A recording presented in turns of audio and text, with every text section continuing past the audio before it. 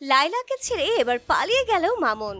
একদমই ঠিক শুনেছেন, কিন্তু এবার সববারের মতোই লায়লার কাছে ফিরবে না মামুন, এমনটাই বলছে অনেকে। কিন্তু সব সময় মামুন ছেড়ে গেলে লায়লা অনেকটা অসহায় হয়ে পড়ে। তার বিভিন্ন স্যাড ইমোজি, স্যাড পোস্ট সবকিছু দেখেই মনে হয় লায়লা খুবই কষ্ট পেয়েছে। কিন্তু আসলে কি তাই? এবার একটু ভিন্ন রকম। এবার মামুনকে ধুয়ে দিলেন লায়লা।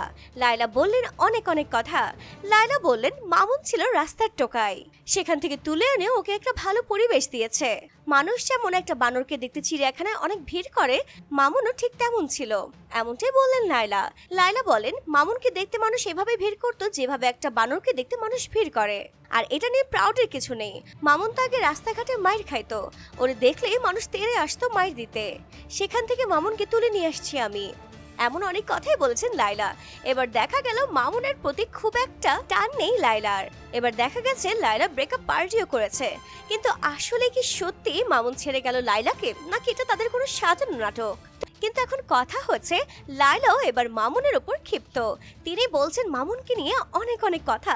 মামুন টোকাই ছিল, রাস্তাঘাটে দেখলে মামুনকে সবাই মার দিতে আসতো, সেখান থেকে তুলে এনেছেন লায়লা, এমনটাই বলছেন তিনি। সম্প্রতি সোশ্যাল মিডিয়ায় একটি পিকচার অনেক বেশি ভাইরাল হয়েছে, আর সেখানে ছিল দুটো টেক্সট। সেই টেক্সটের মধ্যে লেখা ছিল, প্রিন্স মামুন লায়লাকে লিখেছে, যখন বস্তি বলে ঘাড় ধাক্কা দিয়ে তোমার বাসা থেকে অপমান করে বের করে দিয়েছিলে, তখন মনে ছিল না এত আবেগের কথা, এত চিম্পিতি, এত ভালোবাসা, তখন কোথায় ছিল এইসব? আর এই টেক্সটার পরিবর্তে লায়লা লিখেছেন, ইটস সিম্প্যাথি জান, সাথে দিয়েছেন একটা লাভ ইমোজি। সো সবাই বুঝতে পারছে এবার মামুনকে ভুলে যাবেন লায়লা। আর সবাই চায় মামুন যেন লায়লার কাছে আর না ফিরে, আর মামুন লায়লার এই সম্পর্কটা যেন আর না থাকে। সম্প্রতি এই দুটো টেক্সট অনেক বেশি ভাইরাল হয়ে গেছে।